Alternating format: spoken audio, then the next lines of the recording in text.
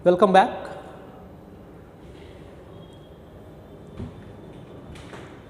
हम पढ़ रहे थे एनसीईआरटी की तीसरी यूनिट हमने शुरू किया है जिसका नाम है सेल स्ट्रक्चर एंड फंक्शन। और इसमें हमने एक बायोग्राफी पढ़ी है, अभी तक एक जीवन परिचय हमने पढ़ा है और वो जीवन परिचय हमने पढ़ा है जी.एन. रामाचंद्रन का। ठीक है ना, कई बातें बताई थी। आगे आते हैं और अब हम शुरू करते हैं पहला चैप्टर साइटोलॉजी का, cell structure and function unit का। उसका नाम है cell the unit of life, कोशिका जीवन की इकाई या कोशिका जीवन का आधार। ये हमारे चैप्टर का नाम है यहाँ पे। तो इस चैप्टर का सबसे पहले इंट्रोडक्शन लेते हैं और देखते हैं कि क्या एनसीईआरटी में क्या लाइनें दी हुई हैं, उसी को पूरा समराइज किया है इस पे। तो इसको हम लोग शुरू करते हैं। ध्यान से सुनो जरा एनसीईआरटी की पहली line, when you look around, जब आप अपने आसपास अपने सराउंडिंग में अगर आप देखेंगे तो आपको दो ही तरीके के ऑब्जेक्ट दिखाई देंगे। या तो वो नॉन लिविंग होगा, निर्जीव होगा, या तो वो लिविंग बीइंग होगा, सजीव होगा। आप अपने आसपास कुछ भी देख लीजिए, या तो वो सजीव होगा या तो वो निर्जीव होगा। तो जब भी दो ही तरीके के ऑर्गेनिज्म हमको दिख रहे हैं, या सजीव है या निर्जीव है, तो हमारे मन में ये बात जरूर आएगी कि ऐसी क्या खास बात है जो लिविंग बीइंग को नॉन लिविंग से क्या है अलग करता हो, लिविंग बीइंग को नॉन लिविंग से अलग कर दे रहा हो। तो अगर आप इस बात के, इस सवाल के जवाब में जाएंगे तो उसका आंसर क्या होगा? सेल होगा। ध्यान से सुना जरा, एक कंप्लीट सेल से छोटा, एक कंप्लीट सेल से छोटा लाइफ को डिफाइन नहीं कर सकता है। मतलब लिविंग बीइंग होने के लिए, लाइफ होने के लिए, सजीव होने के लिए कम से कम एक कंप्लीट सेल की रिक्वायरमेंट होती है। एक कंप्लीट सेल की रिक्वायरमेंट होती है कम से कम लिविंग बीइंग कहलाने के लिए। अगर एक कंप्लीट सेल से कम कुछ भी है तो वो लिविंग बीइंग नहीं कहा जाएगा। चलिए मैं आपसे ये पूछता हूं कि बता भाई, आप डिफाइन करो लिविंग क्या है। तो जैसे ही हम कहेंगे कि आप डिफाइन करो तो आप कहोगे लिविंग बीइंग जो है ग्रोथ करता है, रिप्रोडक्शन करता है, मेटाबॉलिज्म करता है, कॉन्शियसनेस होता है, रेप्लिकेशन करता है, ट्रांसक्रिप्शन करता है, ट्रांसलेशन करता है। आप हमें ढेर सारी बातें बताने लगेंगे। अगर ये बातें आप हमें बता रहे हैं तो आप कैसे एक्सप्लेन कर रहे हैं? आपने कोई लिविंग बीइंग की डेफिनेशन नहीं बताई, आपने तो सजीवों के लक्षण बता दिए। आपने हम कहे कि बताओ जरा सबसे इंपॉर्टेंट लक्षण क्या है, तो ध्यान से सुनना। लिविंग बीइंग कहलाने के लिए सबसे पहला और सबसे बेसिक अगर कोई चीज है तो अभी हमने कहा ना, एक कंप्लीट सेल से छोटा लाइफ को डिफाइन नहीं कर सकता। तो लिविंग बीइंग कहलाने के लिए कम से कम क्या है? एक कंप्लीट सेल है। तो लिविंग बीइंग होने के लिए सबसे पहला बेसिक रिक्वायरमेंट क्या होगा? वो होगा सेलुलर ऑर्गेनाइजेशन। क्या होगा? सेलुलर ऑर्गेनाइजेशन होगा। तो लिविंग बीइंग कहलाने के लिए मोस्ट इंपॉर्टेंट थिंग क्या है? वो है सेल का पाया जाना। तो सेलुलर ऑर्गेनाइजेशन जरूर होता है। ठीक है ना। आगे आ जाते हैं, जरा देखते हैं।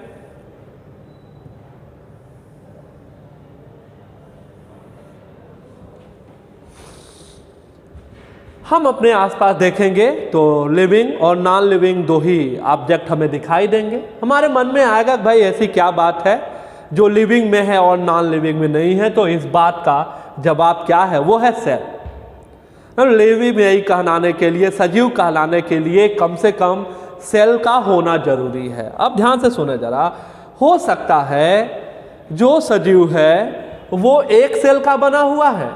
अगर वो एक सेल का बना हुआ होगा तो आप उसे क्या बोलोगे? आप उसे यूनिसेलर बोलोगे।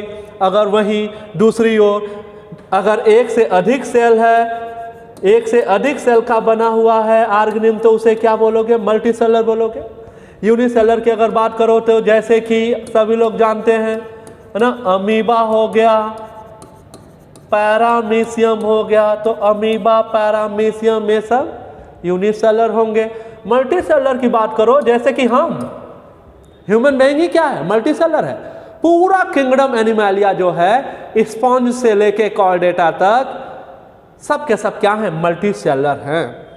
आगे आ जाएं, ध्यान से सुनना जरा। अब 3 कॉलम लिए हैं, कुछ इंपॉर्टेंट सवाल आपको याद करा रहे हैं। 2 सवाल है, ध्यान से जरा सुनना। जब कहेगा कि सेल की डिस्कवरी किसने की है तो आंसर करोगे रॉबर्ट हुक। कहेगा सेल की डिस्कवरी किसने की है तो आपका आंसर होगा, क्या आंसर होगा? Robert Hooke. अगर वही कहेगा लाइव सेल को, जीवित सेल को किसने डिस्कवर किया है तो आपका आंसर होगा एंटोनी वान ल्यूवेनहॉक। याद रखना, गलत नहीं होना चाहिए। कहेगा सेल किसने डिस्कवर किया है, आंसर होगा रॉबर्ट हुक। कहेगा लाइव सेल को किसने डिस्कवर किया है, आंसर होगा एंटोनी वान ल्यूवेनहॉक। और एंटोनी वान ल्यूवेनहॉक कहाँ के रहने वाले? हॉलैंड के रहने वाले। कहाँ के रहने वाले? हॉलैंड के रहने वाले। ठीक है ना, आगे आ जाएं। अब जरा देखें कुछ और इंपॉर्टेंट सवाल, ध्यान से सुने। रॉबर्ट हुक ने जिस सेल की डिस्कवरी की थी वो लाइव सेल था कि डेड सेल था? डेड सेल था। याद रखना, इंपॉर्टेंट है। अच्छा, वो डेड सेल किसका था? वो कार्क का सेल था। अगला सवाल जरा ध्यान से सुनो। सेल नाम किसने दिया है? हम कहें cell name was given by, तब भी आंसर क्या है? रॉबर्ट हुक है। याद रखना, तो सेल टर्म रॉबर्ट हुक ने दिया था। और देखो 1665 में उनकी एक बुक पब्लिश हुई थी, उस बुक का नाम है माइक्रोग्राफिया। तो 1665 में जो बुक इनकी पब्लिश हुई थी माइक्रोग्राफिया, उसी में इन्होंने क्या नोट किया था? सेल लिखा हुआ था। तो हम कहें सेल नाम किसने दिया है? आंसर क्या होगा? रॉबर्ट हुक होगा। ठीक है, हम कहें किस बुक में? आंसर करोगे माइक्रोग्राफिया। हम कहें किस सन में पब्लिश हुई थी? 1665 की बात है। याद रखना, इंपॉर्टेंट है। लाइव सेल के डिस्कवरी के बारे में बात करेगा तो बोलोगे एंटोनी वान ल्यूवेनहॉक। हॉलैंड के रहने वाले थे एंटोनी वान ल्यूवेनहॉक, है ना। तो लाइव सेल की बात हो गई है। आगे चल के न्यूक्लियस की डिस्कवरी किसने की थी? न्यूक्लियस की डिस्कवरी आगे चल के किसने किया था? रॉबर्ट ब्राउन ने। किसने किया था? रॉबर्ट ब्राउन ने किया था। आगे हम न्यूक्लियस डिटेल में पढ़ने वाले हैं। आगे आ जाते हैं नेक्स्ट पार्ट में। सेल के डिस्कवरी के बारे में बात की, लाइव सेल के डिस्कवरी के बारे में बात की। अब हम लोग यहाँ पे बात करने जा रहे हैं सेल थ्योरी के बारे में। तो सेल थ्योरी की अगर आप बात करेंगे तो सेल थ्योरी के लिए 2 नाम हम बहुत बचपन से ही पढ़ते आ रहे हैं, स्लाइडेन और स्वान का। स्लाइडेन का पूरा नाम है मैथियास स्लाइडेन, स्वान का पूरा नाम है दियोदार स्वान। मैथियास स्लाइडेन की अगर आप बात करें, अगर सन पूछा जाए तो ये 1838 की बात है। स्वान 1839। एनसीईआरटी कह रहा है लगभग दोनों एक ही समय पे है। हाँ, 1 साल का अंतर है। ये 38 है और ये 39 है। ठीक है, अगर आप स्लाइडेन के बारे में जानना चाहेंगे तो वो जर्मनी के थे। और वो जूलॉजिस्ट थे कि बॉटनिस्ट थे? बॉटनिस्ट थे। याद रखना, इंपॉर्टेंट सवाल है। मैथियास स्लाइडेन जर्मन बॉटनिस्ट थे और वहीं स्वान जो थे वो ब्रिटिश जूलॉजिस्ट थे। तो मैथियास स्लाइडेन जर्मन बॉटनिस्ट और स्वान जो थे ब्रिटिश जूलॉजिस्ट थे। तो एक बॉटनिस्ट और एक जूलॉजिस्ट। ये देखो, ये बॉटनिस्ट हैं तो जाहिर सी बात है ये किसकी स्टडी करेंगे? Plant cell. तो इन्होंने प्लांट सेल को एग्जामिन किया। ये जूलॉजिस्ट हैं तो ये देखो एनिमल सेल को तो एग्जामिन किया ही किया, साथ में प्लांट सेल को भी एग्जामिन किया। तो ध्यान से सुनना, स्लाइडेन बॉटनिस्ट हैं, जर्मन बॉटनिस्ट हैं, तो प्लांट सेल को एग्जामिन किया। ये जूलॉजिस्ट है तो एनिमल सेल को एग्जामिन तो किया ही किया, साथ में प्लांट सेल को भी एग्जामिन किया था इन्होंने। ठीक है, और इन्होंने ही पहली बार स्वान ने ही पहली बार यह बात की थी कि प्लांट और एनिमल की बॉडी बनी होती है सेल की। फिलहाल दोनों ने मिलकर, स्लाइडेन और स्वान दोनों ने मिलकर क्या प्रपोज किया? Cell theory. तो cell theory was given by या cell theory was proposed by, क्या नाम बताओगे? Schleiden and Schwann. तो सेल थ्योरी के लिए आप क्या नाम बताओगे? आप नाम बताओगे स्लाइडेन एंड स्वान। तो यही स्लाइडेन और स्वान ने ही क्या है? सेल थ्योरी प्रपोज की है। देखो जरा क्या कहता है सेल थ्योरी। सेल थ्योरी कहता है all organism composed of cell and product of cell। all organism या all living organism या every living organism composed of cell and product of cell। तो कोई भी लिविंग ऑर्गेनिज्म वो बना होता है सेल और प्रोडक्ट ऑफ सेल। ये देखें, ये एक सेल है और ये देखना एक से दो सेल हो गए, यही इस सेल के क्या हैं? प्रोडक्ट हैं। मतलब कोई सेल है, अगर वो डिवाइड हो गया तो सेल का प्रोडक्ट बनेगा। या आप इसी को कर सकते हैं, इस सेल ने रिप्रोड्यूस किया, तो रिप्रोड्यूस किया तो क्या बन गया? नए सेल बन गए। तो सेल थ्योरी ये कह रहा है कि कोई भी लिविंग ऑर्गेनिज्म हो वो बना होता है cell and product of cell. Cell और सेल के प्रोडक्ट का बना होता है कोई भी लिविंग ऑर्गेनिज्म। ठीक, इतना। इसके बाद जरा देखें, ये तो सही बात हो गई कि भाई कोई भी लिविंग ऑर्गेनिज्म है वो बना होता है सेल और सेल प्रोडक्ट का। लेकिन ये cell theory did not explain how the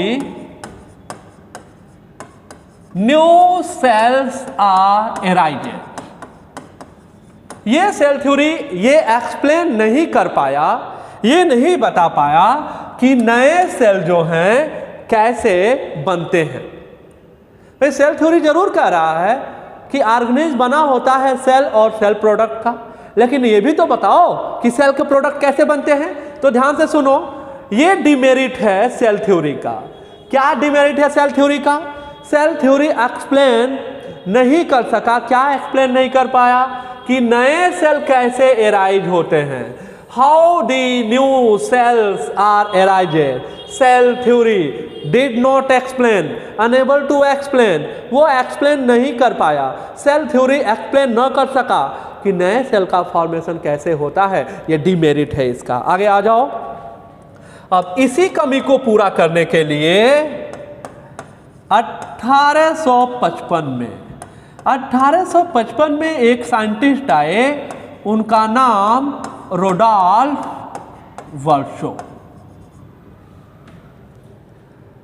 रोडॉल्फ वर्शो आए 1855 में और उन्होंने एक थ्योरी दी और उस थ्योरी को बोला जाता है सेल लीनिएज थ्योरी। क्या बोला जाता है?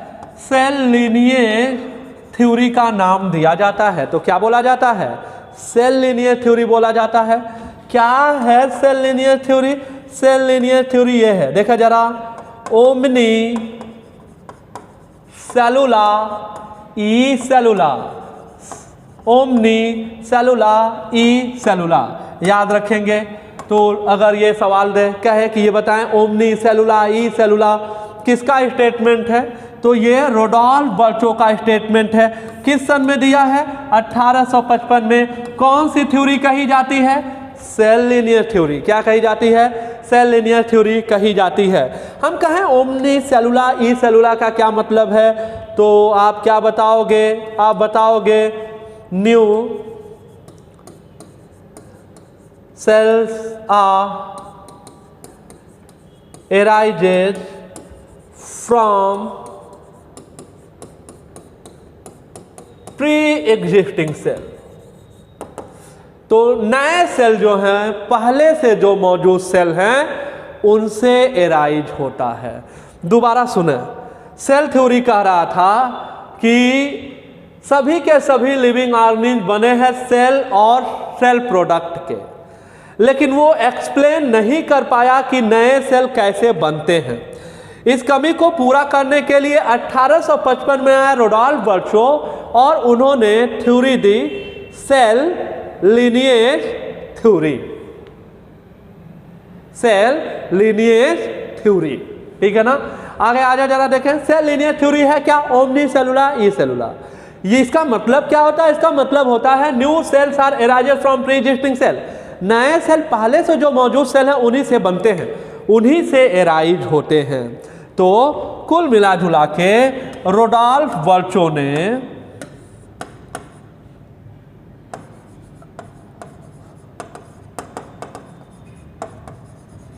सेल थ्योरी को मॉडिफाई कर दिया। तो हम कहें cell theory was modified by Rudolf Virchow. हाँ, हम कहें कि final shape to the cell theory, cell theory को फाइनल शेप किसने दिया है? तब भी आंसर क्या होगा? रुडोल्फ वर्चो होगा। क्या होगा? रुडोल्फ वर्चो होगा। तो रुडोल्फ वर्चो ने क्या किया? सेल थ्योरी को फाइनल शेप दिया और सेल थ्योरी को मॉडिफाई कर दिया। अगर आज आप जानना चाहेंगे तो सेल थ्योरी में दो बातें होंगी। एक तो वही बात होगी जो सेल थ्योरी का है, क्या है वो? All living organisms composed of cell and product of cell. एक तो वो बात हो जाएगी, और दूसरा जो कमी है उसको पूरा करो। कमी क्या है? कमी है कि वो एक्सप्लेन नहीं कर पाता है कि नए सेल कैसे बनते हैं। तो रुडोल्फ वर्चो ने तो पूरा कर दिया। क्या बताए? रुडोल्फ वर्चो ने कहा कि new cells are arises from the pre existing cell. नए सेल पहले से जो मौजूद सेल हैं उन्हीं से तैयार होते हैं, उन्हीं से बनते हैं। याद रखना रहेगा। ठीक है, अब इसके आखिरी पार्ट में आते हैं, और इसके आखिरी पार्ट में आके हम लोग बात करेंगे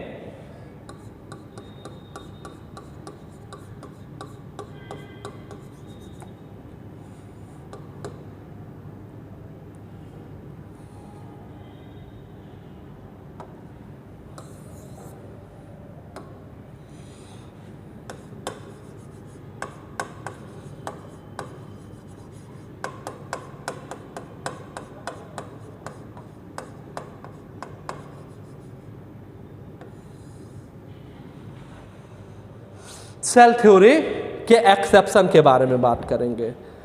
कुछ एग्जाम्पल्स हैं, ध्यान से जरा देखो। Virus, a complete virus is known as virion. Virus में होता क्या है? वायरस में प्रोटीन की कोट होती है और न्यूक्लिक एसिड का कोर होता है।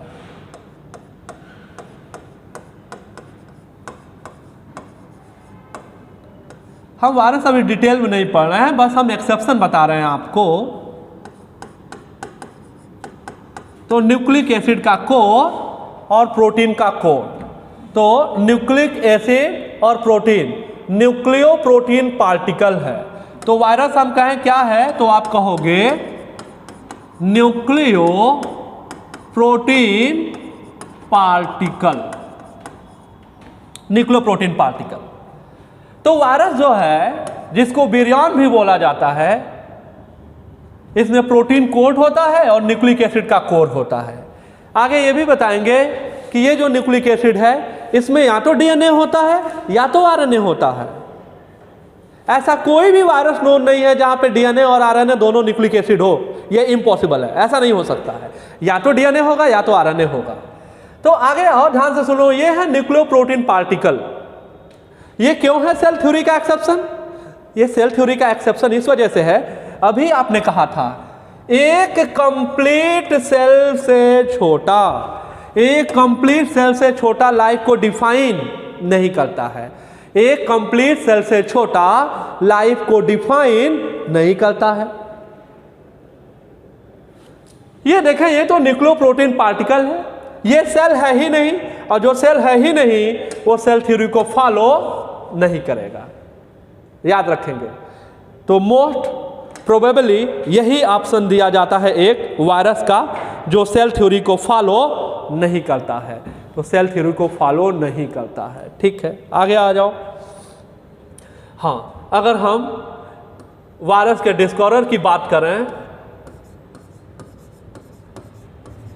तो नाम है इवानोवस्की। क्या नाम है? इवानोवस्की नाम है, याद रखेंगे। आगे आ जाए। दूसरा एक्सेप्शन है, यह है वायरॉइड। अगला जो एक्सेप्शन है वायरॉइड। ठीक है, ध्यान से सुनो, वायरॉइड बनता कैसे है। ये देखें, ये है आपका एक कंप्लीट वायरस। तो आप वायरस से क्या करें? प्रोटीन कोड को हटा दें। वायरस माइनस प्रोटीन कोड बराबर वायरॉइड। वायरॉइड है। तो कहने का मतलब वायरॉइड में तो सिर्फ और सिर्फ न्यूक्लिक एसिड होता है। और देखो कौन सा न्यूक्लिक एसिड होता है? लो मॉलिक्यूलर वेट आरएनए होता है। क्या होता है? लो मॉलिक्यूलर वेट आरएनए होता है। ठीक है, और इसके डिस्कवरी की बात करोगे तो इसकी डिस्कवरी जो है वो टीओ डिनर ने किया है। किसने किया है? टीओ डिनर ने डिस्कवर किया है। ठीक है, अरे जब वायरस सेल थ्योरी को फॉलो नहीं करता है तो वायरॉइड वैसे भी नहीं करेगा। प्रोटीन कोट भी हट गया वायरस से। जब प्रोटीन कोट हटा देते हो तो क्या बन जाता है? वायरॉइड बन जाता है। तीसरा आ जाओ। तीसरा जो एक्सेप्शन है वो है प्रायॉन का। प्रायॉन हम कहें क्या होता है? प्रायॉन तो प्रायॉन होता है infectious protein particle. Infectious protein particle होता है प्रायॉन। तो प्रायॉन है infectious protein particle. Infectious protein particle ये कैटल्स में और ह्यूमन ब्रेन दोनों में डिजीज काज करता है। आगे बात करेंगे इसे। और अगर इसके डिस्कवरर की बात करोगे तो उनका नाम है प्रूसिनर। क्या नाम है? प्रूसिनर। तो 3 एक्सेप्शन आपको बताए जो सेल थ्योरी के एक्सेप्शंस हैं। Virus, viroid and prion. Virus, viroid and prion ये सेल थ्योरी को फॉलो नहीं करते हैं। तो ये इसका इंट्रोडक्टरी पार्ट दोबारा मैं रिकॉल करा रहा हूं। ध्यान से देखें हमने क्या क्या पढ़ा।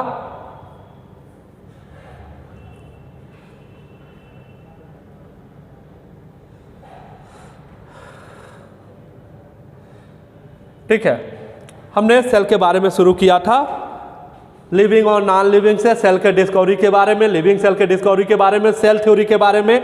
ठीक है, सेल थ्योरी के डीमेरिट के बारे में, Rudolf Virchow's cell linear theory के बारे में, सेल थ्योरी मॉडिफिकेशन के बारे में, सेल थ्योरी के एक्सेप्शन के बारे में हमने बात की है।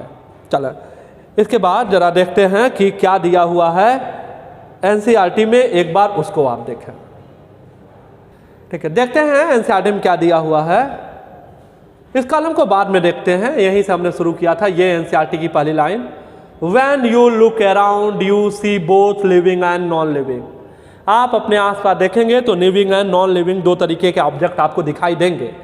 You must have wondered and ask yourself. आप अपने आप से पूछेंगे व्हाट इज इट? वो क्या है जो बनाता है एक ऑर्गेनिज्म को लिविंग? और अगर इसका जवाब आप जानना चाहेंगे तो इसका जवाब क्या है? सेल। सेल का पाया जाना सभी लिविंग ऑर्गेनिज्म में। सभी ऑर्गेनिज्म सेल के बने होते हैं।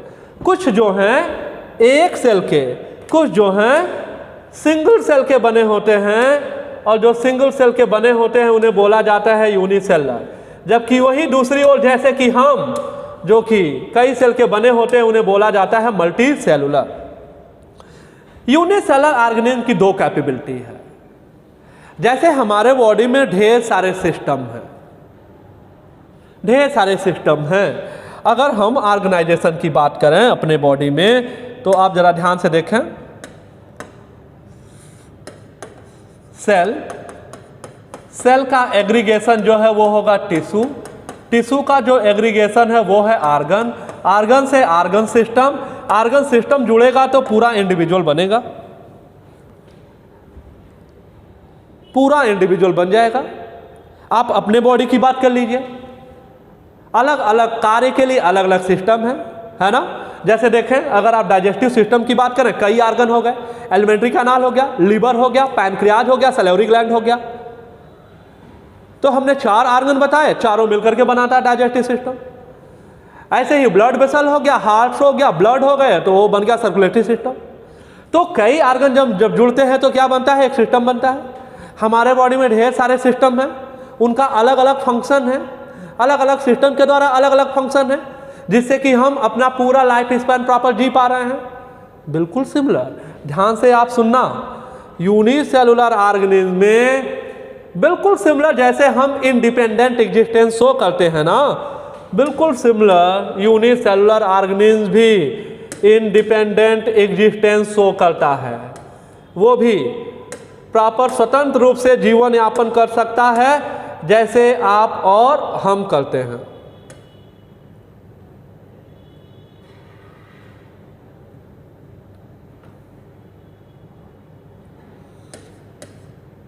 इंडिपेंडेंट एग्जिस्टेंस, यूनिसेलुलर ऑर्गेनिज्म के पास भी एक कैपेबिलिटी है इंडिपेंडेंट एग्जिस्टेंस की। और जैसे आप अलग अलग सिस्टम के द्वारा सारे फंक्शन परफॉर्म करते हैं, ये एक ही सेल, वही सेल रेस्पिरेशन, एक्सक्रीशन सब में मदद करेगा और एक सेल प्रॉपर वैसे ही लाइफ जिएगा जैसे कोई मल्टी सेलुलर ऑर्गेनिज्म। आगे आ जाए, कुछ भी एक कंप्लीट सेल से छोटा लाइफ को डिफाइन नहीं कर सकता है। इसी वजह से सेल, कोशिका को ही बोला जाता है fundamental structural and functional unit of all living organism. हाँ, लिविंग सेल की बात हो तो पहली बार लिविंग सेल को किसने ऑब्जर्व किया या डिस्कवर किसने किया, लिविंग सेल को पहले ही बताया था एंटोनी वान लुएनहॉफ। आगे चल के रॉबर्ट ब्राउन ने किसकी डिस्कवरी की, न्यूक्लियस की डिस्कवरी की। जब माइक्रोस्कोप की खोज हुई और उसमें सुधार हुए, तब जाके इलेक्ट्रॉन माइक्रोस्कोप की डिस्कवरी हुई। इलेक्ट्रॉन माइक्रोस्कोप की डिस्कवरी 1931 में नॉल और रस्का ने किया है, सेल मेम्ब्रेन में नोट कराएंगे। उसके बाद ही जा करके, उसके बाद ही सेल के डिटेल स्ट्रक्चर की पूरा हम डिटेल में पढ़ पाए हैं। आगे आ जाएं, आगे बढ़ेंगे। सेल थ्योरी के बारे में देखें, 1838 की बात है, मैथियास लाइडेन जर्मन बॉटनिस्ट, याद रखना, examine large number of plant and observe that all plant are composed of different kind of cell which form the tissue of plant. तो मैथियास लाइडेन 1838 की बात है, जो कि जर्मन बॉटनिस्ट हैं, ढेर सारे प्लांट का एग्जामिन किया और बताया कि प्लांट अलग अलग टिश्यूज को रखता है। लगभग उसी समय पे, ये 1839 की बात है, स्वान ब्रिटिश जूलॉजिस्ट थे, उन्होंने एनिमल सेल की स्टडी की और उन्होंने बताया कि एनिमल सेल के सबसे बाहर एक थिन आउटर लेयर होता है जो आज प्लाज्मा मेम्ब्रेन के नाम से जाना जाता है। आगे आ जाएं, स्वान के बारे में है, स्वान का ये भी निष्कर्ष है, उनकी स्टडी जो प्लांट सेल पे उन्होंने किया था, उन्होंने बताया सेल वॉल पाया जाता है प्लांट सेल में जो कि एक अलग कैरेक्टर है। आगे आ जाओ, on the basis of this, इसी के आधार पे स्वान ने प्रपोज किया एक हाइपोथेसिस, एक परिकल्पना, और बताया कि एनिमल और प्लांट की बॉडी बनी होती है सेल और सेल प्रोडक्ट के। स्लाइडन और स्वान दोनों ने मिलकर फार्मूलेट किया, दिया सेल थ्योरी। सेल थ्योरी लेकिन ये नहीं बता पाया कि नए सेल कैसे बनते हैं। ध्यान से सुने, ये डिमेरिट है। This theory however did not explain as to how new cells are form. नए सेल कैसे बनते हैं ये थ्योरी बताने में सफल नहीं हो पाई। 1855 में आया रोडोल्फ बर्चो और उन्होंने कहा ओमनी सेलुला ई सेलुला। इसका मतलब है कि सेल डिवाइड होता है और नए सेल बनते हैं प्री एग्जिस्टिंग सेल से। इसी को बोला जाता है सेल लिनियर थ्योरी। इन्होंने मॉडिफाई कर दिया सेल थ्योरी को और फाइनल शेप दिया सेल थ्योरी को। आज के दिन सेल थ्योरी में 2 पॉइंट हैं। सभी के सभी लिविंग ऑर्गेनिज्म बने होते हैं सेल और प्रोडक्ट ऑफ सेल के, और सेल एराइज होता है प्री एग्जिस्टिंग सेल से, पहले से जो मौजूद सेल हैं। तो इस चैप्टर का इंट्रोडक्शन हमने पढ़ा। अब आ जाते हैं इस एक्स्ट्रा एज वाले पार्ट में। 2-3 लाइनें आपको बता दें, एनसीईआरटी में नहीं है लेकिन तभी भी ये सवाल कभी कभी पूछ लिए जाते हैं। बस यही एक ऐसा चैप्टर है जहाँ पे एनसीईआरटी से बाहर के कुछ साइंटिस्ट के नाम आपको बताऊंगा। जब मान लो पूछ ही लिया कि माइटोकॉन्ड्रिया की डिस्कवरी किसने की है, तो फिर हमें बताना पड़ेगा, हम लड़ाई थोड़ी ना करेंगे जाके। आगे आ जाए, देखें कुछ बातें। बस एक बार नाम है, आप देख लें इसको, एक बार देख लेंगे तो ऑप्शन में जब आएगा तो आप कर लेंगे। Father of cytology. साइटोलॉजी के पप्पा कौन है? रॉबर्ट हुक है। मॉडर्न साइटोलॉजी के फादर कहे जाते हैं सीपी स्वैनसन। इंडियन साइटोलॉजी के फादर बोले जाते हैं एके शर्मा। अगर सेल के स्ट्रक्चर के बारे में बात करोगे तो बायोलॉजी की ब्रांच बोली जाती है साइटोलॉजी। अगर सेल के स्ट्रक्चर के साथ उसके फंक्शन के बारे में बात करोगे तो बोला जाएगा सेल बायोलॉजी। और ये हमने कंप्लीट ही कर दिया है। रॉबर्ट हुक 1665, उनके बुक का नाम माइक्रोग्राफिया, उसी में उन्होंने सेल टर्म दिया था और उन्होंने कार्क में डेड सेल में ही सेल को देखा था। वायरसेस जो है वो सेल थ्योरी के एक्सेप्शन है, क्योंकि ये पूरा सेल है ही नहीं। वायरस तो होता है, क्या होता है? Nucleoprotein particle. क्या होता है? न्यूक्लियो प्रोटीन पार्टिकल होता है। तो सेल चैप्टर का इंट्रोडक्शन हमने कंप्लीट किया। नेक्स्ट लेक्चर पे हम पढ़ेंगे an overview of a cell, एक कोशिका का अवलोकन, जिसमें हम पढ़ेंगे यूकारोटिक सेल और प्रोकारोटिक सेल के बारे में, और फिर कुछ सवाल भी हम लोग करेंगे। Thank you, best of luck.